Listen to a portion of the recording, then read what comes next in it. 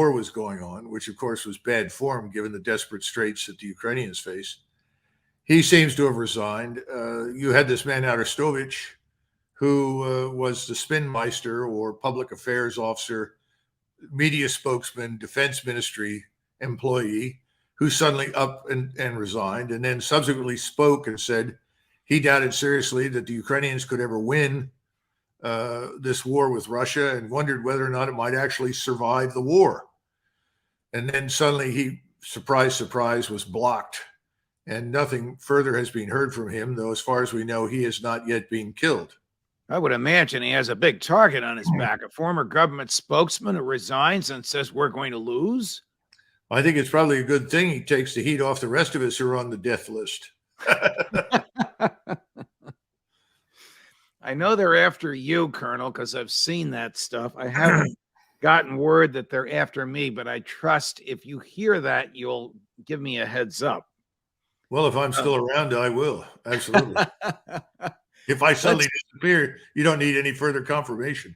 All right, let's talk about the wish of President Zelensky and his military commander for tanks and the absurd footsie that the Americans seem to be playing with the Germans over the tanks. Everybody wants these German tanks, and Joe Biden's getting in the middle of it. Do they know what the hell they're doing? Well, I think it's pretty clear they don't.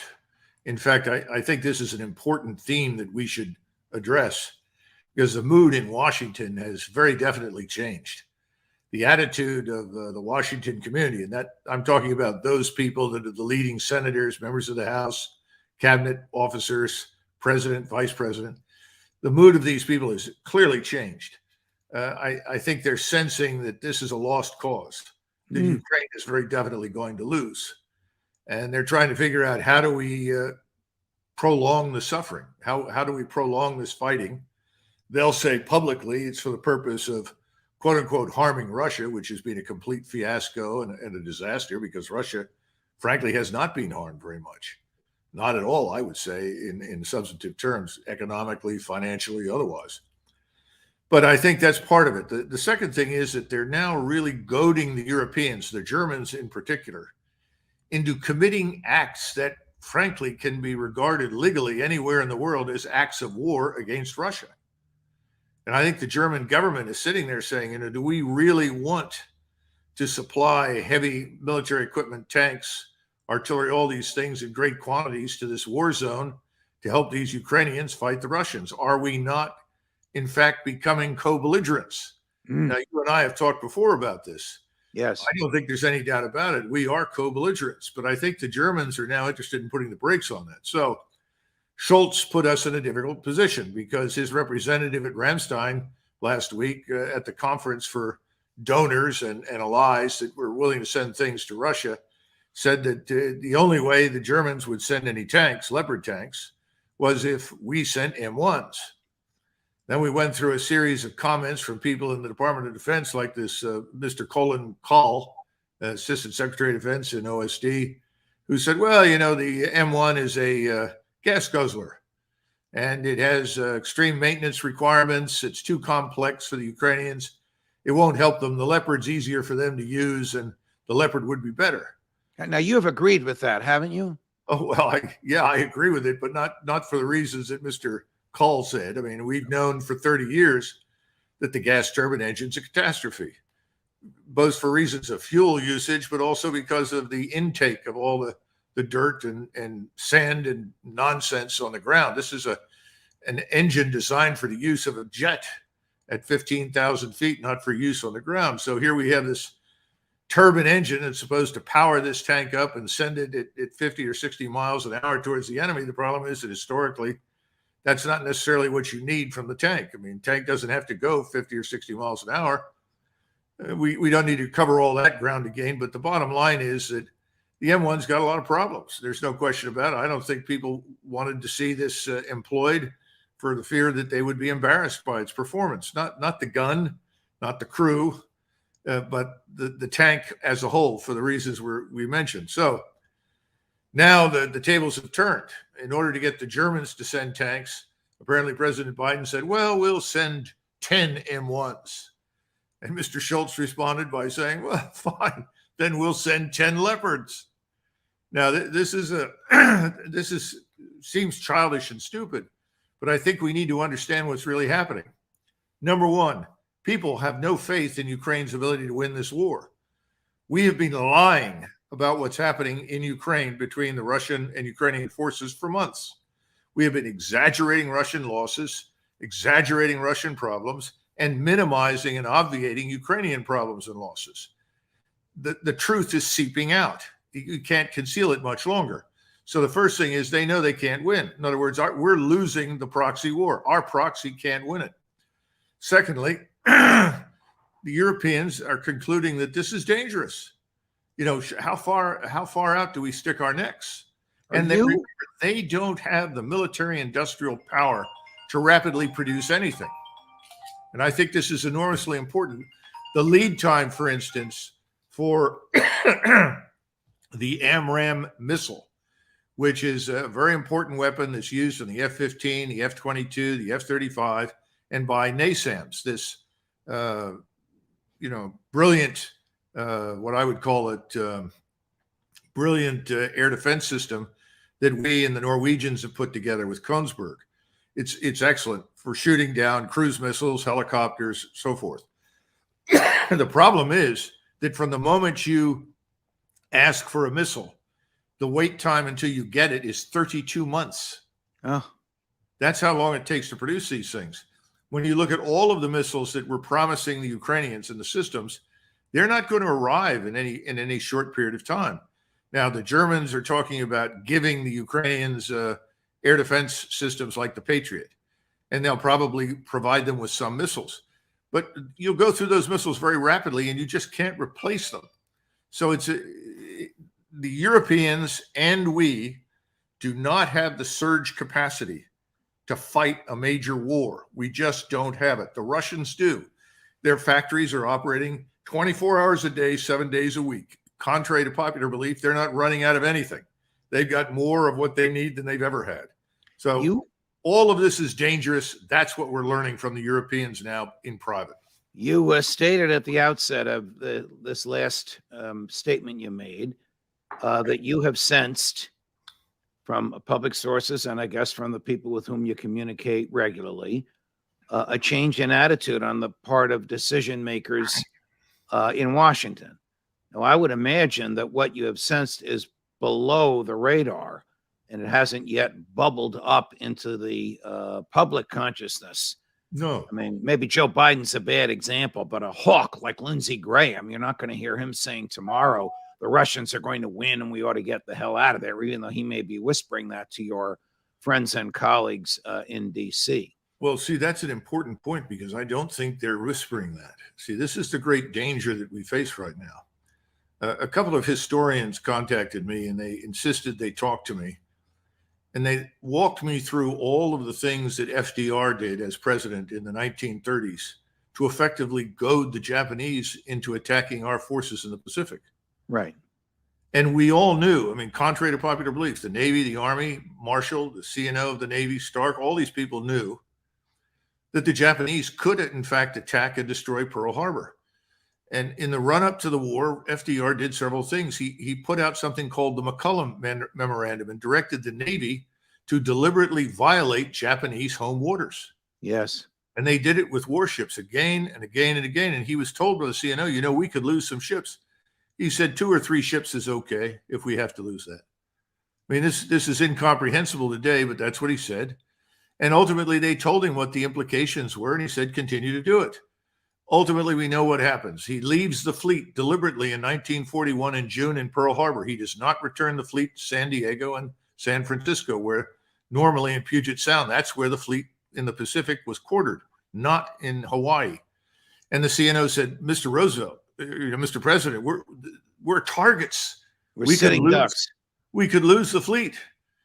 Ultimately, you know the rest of the story. He deliberately did this. There are a lot of other things. He was sending as many bombers as he could to China, to Claire Chennault and the Flying Tigers at the time. He wanted to build up an air force there that could firebomb Japan from China. This is in 1939, 40, 41.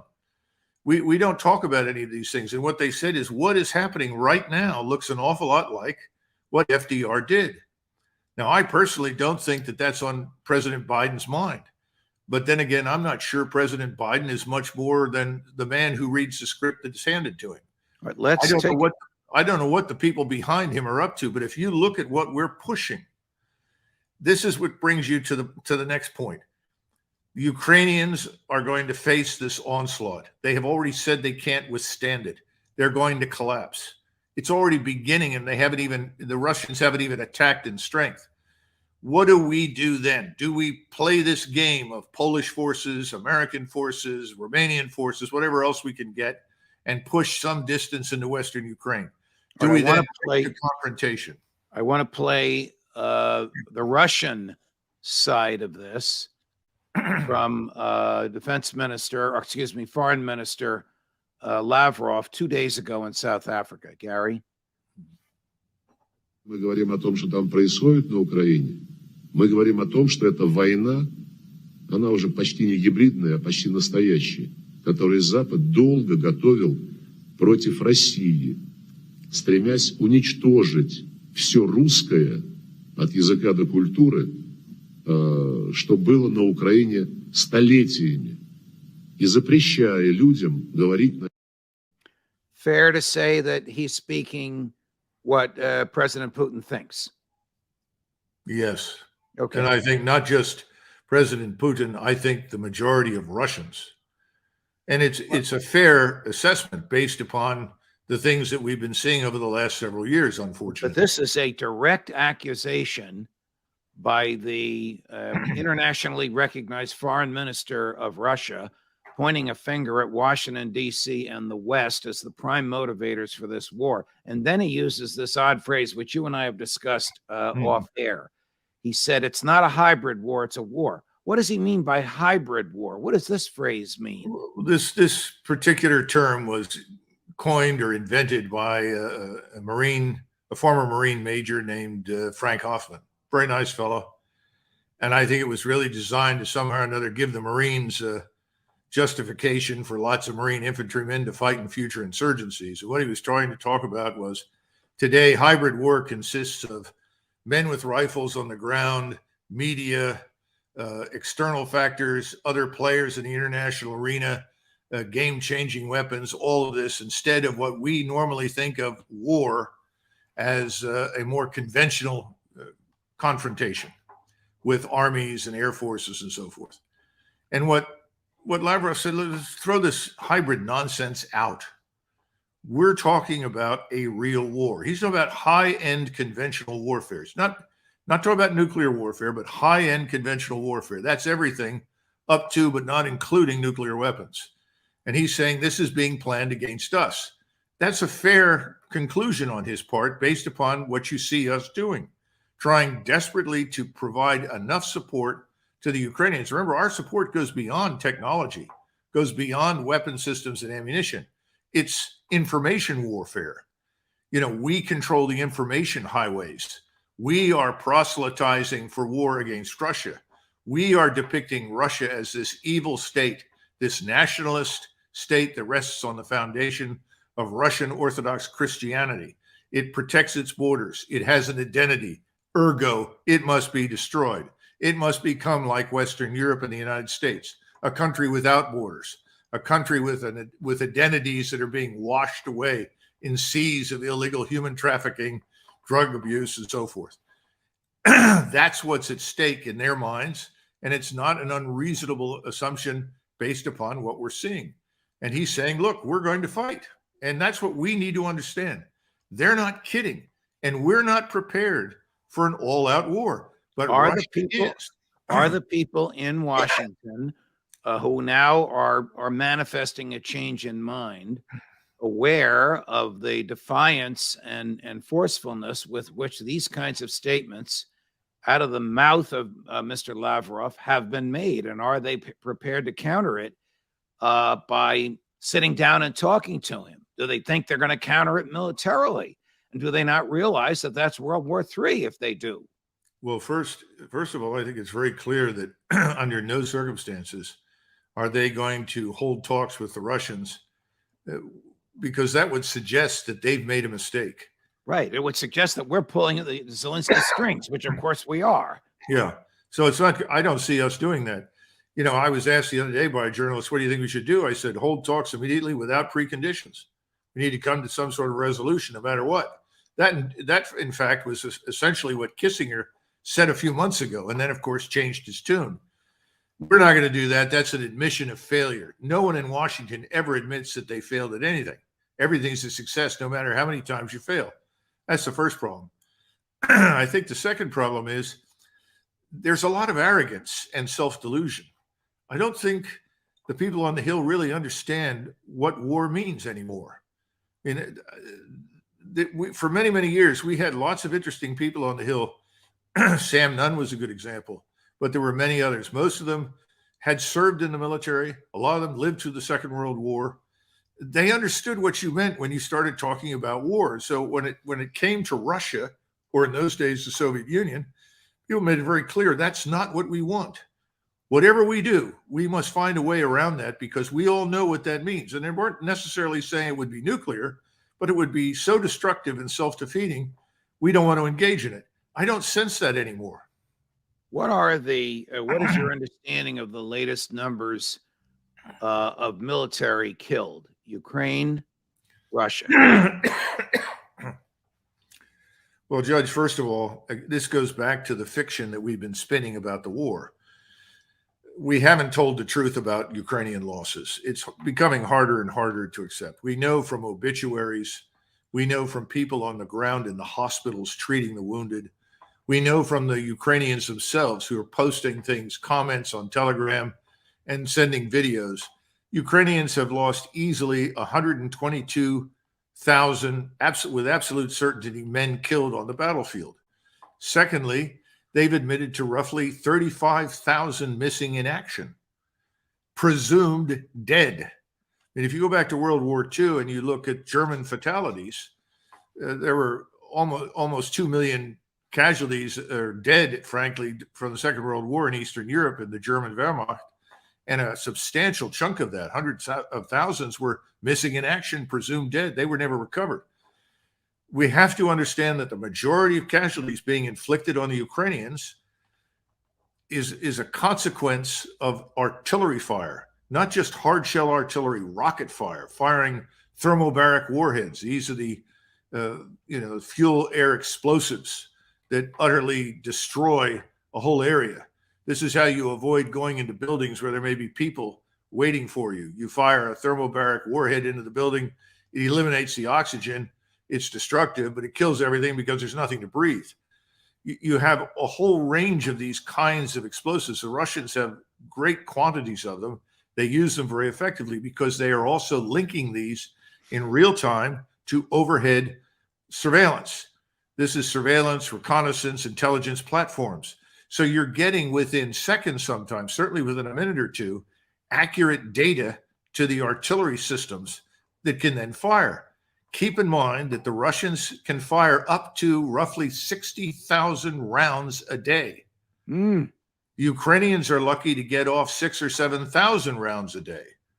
In other words, tenfold more than the Ukrainians can fire in response. Can you address you've indicated 122,000 dead, 35,000 unaccounted for, probably dead Ukrainian. What do your sources tell you is the number of dead or missing and unaccounted for on the Russian side? What we're getting from the Russians, as well as from some, the Ukrainian sources are just, unfortunately, when it comes to the Russians, they're just not believable.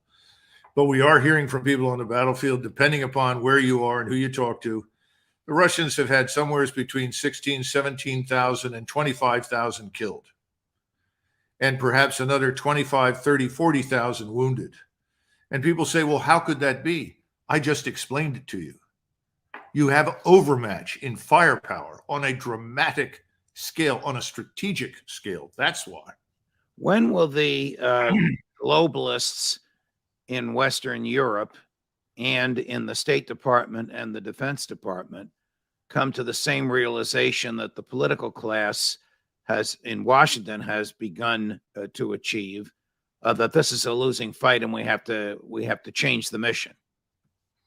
Thus far, I haven't seen any evidence that there's any recognition of this. In fact, I continue to hear these disturbing comments that, well, if the Ukrainians have to fall back to the Polish border, then we'll fight a perpetual war against the Russians. So this crazy president of Poland is going to send 100,000 Polish troops east over the border, and is going to beg Joe Biden to let the 101st Airborne join them? Well, I don't think he has to beg. I think there are lots of people that would push for that. And remember, you've got at least the equivalent of 3 armor brigades from the United States on the ground in Poland and down in Romania, plus the 101st, plus other units, formations, artillery, and so forth.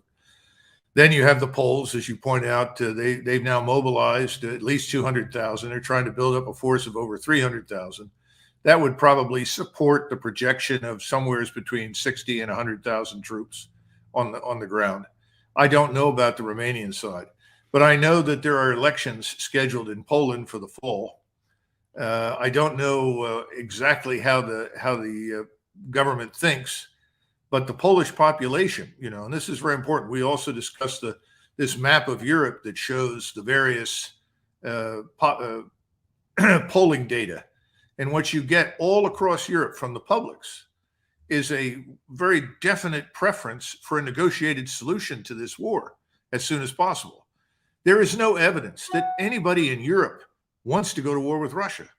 And I'm beginning to see that happen in Poland, where more and more Poles are saying, wait a minute, we're literally on the edge of the abyss here. If this war spreads, we will be destroyed. Doesn't the German public want inexpensive Russian natural gas back in their homes to heat them for the winter? I'm sure some do, but not yet. I think there's this belief that somehow or another they can get past this tough winter and be ready next year with their alternative energy sources. This climate change business is more than a program. It's a religious faith in much of Europe, and particularly with the Germans and Scandinavians. It's quite strange. And real data don't make any difference anymore. Again, everything connected with this war is emotion. All right. I'm going to assume, or I want you to assume, that everything you've just educated us on is known by Russian intel and is known by President Putin. Does he come in with this slam bang invasion of 300 to 500,000 soldiers and finish everything off, or does he let the Ukrainians just sort of die on the vine? I think he knows that he can't do the latter, because we will constantly try to resuscitate the corpse, no matter how bad it gets. We will rush in there, put it back on life support, try to get it back up on its feet and fight. I think he knows that the only way to rid Ukraine of this Ukrainian armed force is to go in and destroy it, and ultimately to replace his regime with something else, or wait for something else to emerge.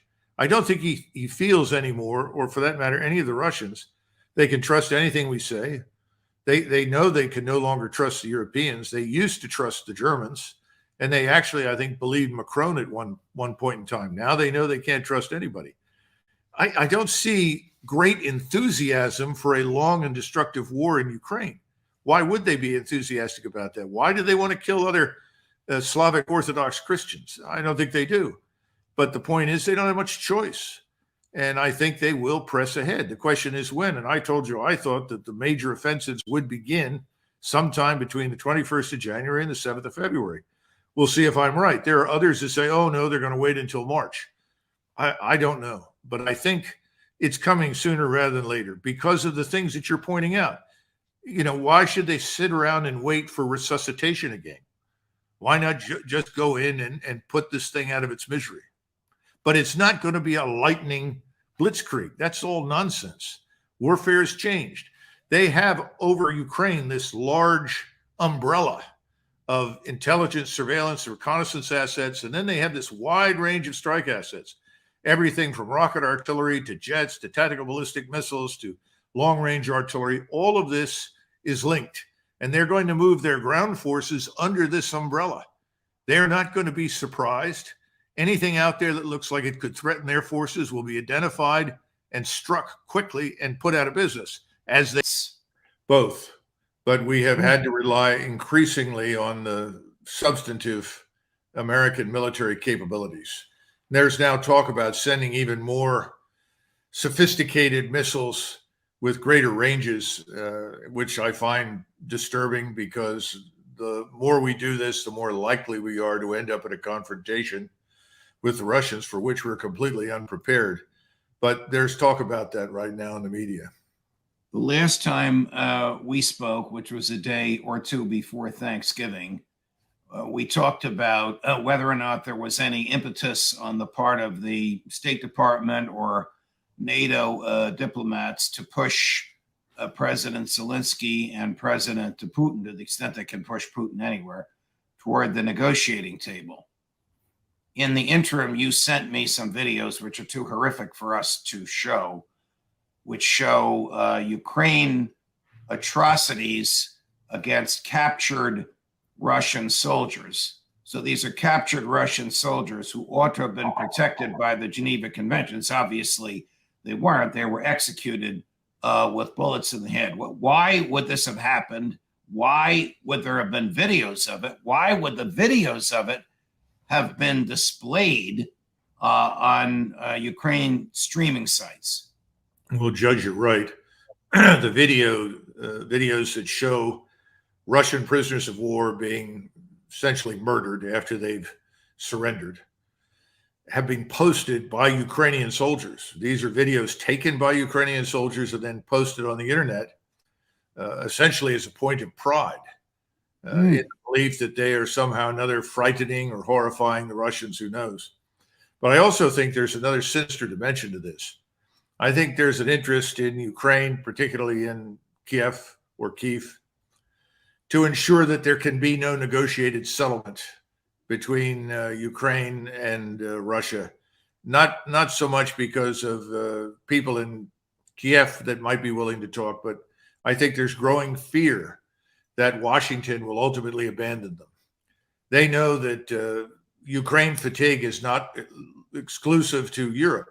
Ukraine fatigue is certainly having an impact inside the United States. They can read the news. They know that the new Republican Congress may well turn out to be much less willing to support them than the previous one. So under the circumstances, I think they want to make it almost impossible. And one way you do that is by murdering your opponent's soldiers and then posting videos about it, because it so poisons the waters, if you will, with Russia. And it makes it so difficult for the Russians, particularly President Putin, to come to any arrangement, because the Russian people are seeing these things and are incensed. You have Russian military commanders, and frankly, from the beginning, we've accused the Russians of terrible things. They did not do those things. They did not mass rape. They did not mass murder. That's all nonsense. It's all propaganda that the Ukrainians cooked up and then was disseminated across the West and eagerly regurgitated by the Western media, but it was never true. I'm assuming that what you sent me was real. It certainly looked real. It's absolutely real. There was another video in the mix, though, that was kind of entertaining, because it showed what appeared to be an attempt by the Ukrainians to orchestrate a fake Russian attack on civilians. I mean, and unfortunately, or fortunately, I guess for us, they showed the director of the operation, lights, cameras, and supporting people. And this is being done before by the Ukrainians as well.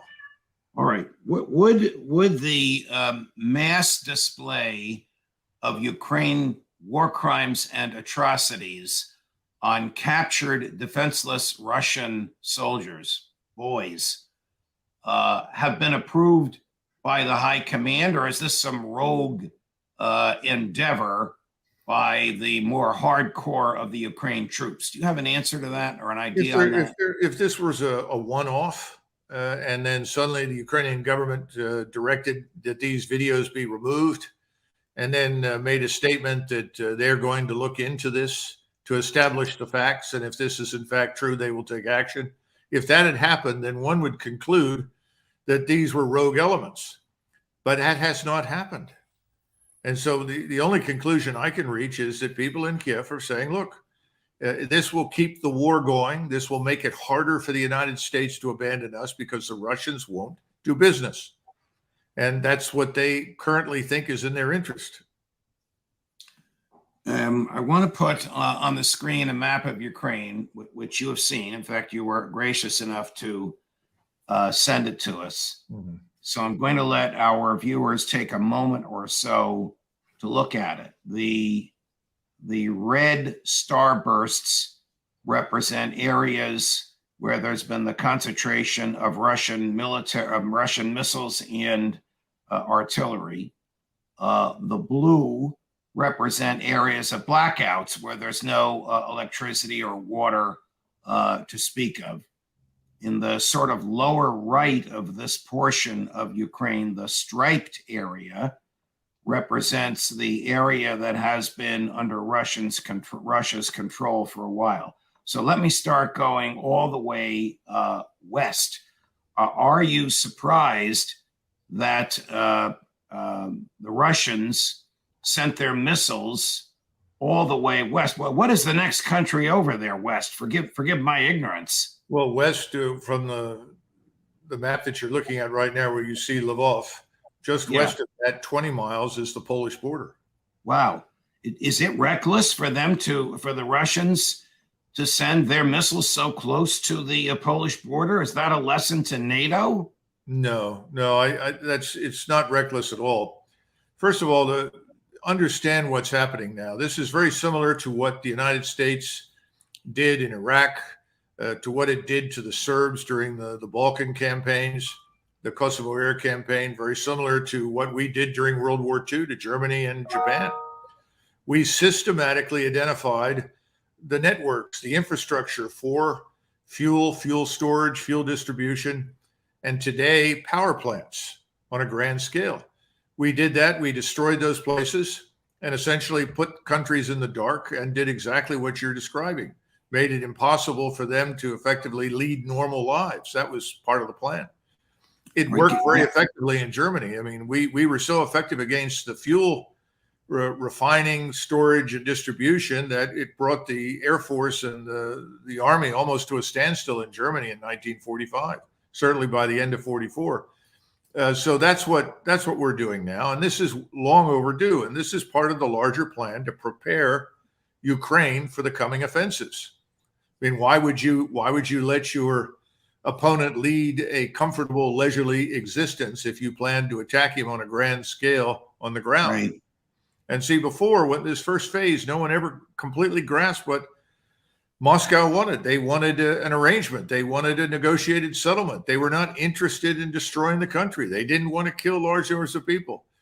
By the middle of the summer, it was clear that's not going to work. So they threw those assumptions out. They went on to essentially a strategic defense, an economy of force mission. Let's use as few forces as possible to hold on to what's ours, and then we'll build up for the offensive. And that's what's been going on. Now it's getting cold finally. So perhaps in 3, 4, 5 weeks or something, we'll see a major offensive. Gary, can you put the map up again? Colonel, I want to ask you about the sort of lower right-hand portion, if you will, right, where you see the gray and black stripes. Now, as I understand the symbols on the map, that reflects the portions of Ukraine which are in which Russian-speaking people live and which the Russian government controls. Yes. If I'm correct, don't I also see some red symbols there showing Putin attacking that area with either missiles or artillery? How unusual is that? There are Russians living there. Well, let's not say Putin attacking. You know, he's in Moscow, and these strikes are ordered by the high command of the Russian theater and General Surovikin. Okay, so the generals in chief are attacking where Russians live. Am I right? Well, first of all, understand something. Today we have this capability we call strike. Strike is different from what we imagine the standard use for artillery or rockets or missiles might be in the West. The only thing that separates one strike from another is time and space. And we have precision, which means that we could literally, if we saw something in your backyard where you live, Judge, and we thought it was threatening to us, we could target it and destroy everything in your backyard without necessarily harming you. Now, we demonstrated that capability during the Kosovo air campaign. Some of your viewers will remember that the Albanians in particular were shocked at our ability to attack Serb forces that stood next to or were positioned very close to Albanian homes, but they never damaged any Albanian homes. Well, the Russians can do the same thing. And so there was a decision to attack there, ostensibly because there was some connectivity to this power generation network, and they decided to remove it. Now, beyond that, I don't know the details, but it's eminently capable. They're eminently capable of doing this with great precision. That's why striking those targets that were near the border with Poland was not reckless, because they know they can hit them with absolute precision. Okay, Gary, put the map up again, please. So, Colonel, if the Russians can move with that much precision, then their strikes around Lviv and Kyiv, which we know destroyed residential areas, were done intentionally, that the destruction of homes and apartment buildings was not a byproduct, it was the goal. Is that fair to say? No, again, that's not accurate, because the power stations and the power distribution networks were inside those areas. In other words, they didn't decide we just want to level Kyiv. I mean, if they wanted to level Kyiv, they could do it tomorrow morning. It would take a couple of hours. So where on the map is the nuclear power plant or nuclear power plants? Well, the nuclear power plant of greatest interest, of course, is the one to the south in the vicinity of Zaporozhye, which the Russians are protecting. The Ukrainians have repeatedly tried to launch missiles and rockets and artillery rounds against that power station in the hopes of precipitating a nuclear crisis that they think they would benefit from. All right, right above Zaporozhye, it shows the symbol for an explosion. Then to the left of Zaporozhye is the blue symbol for a blackout, and to the right of Zaporozhye is the blue symbol for the blackout. So you're telling us that they want to isolate without destroying and prevent the use of the nuclear power plant in Zaporozhye. Yeah, well, it's not a question so much of preventing Ukrainians from using it. They are protecting that plant from Ukrainian attacks. Now, what they have done is that they have removed the connectivity, as you point out, involving the transmission of power from these plants to Ukraine.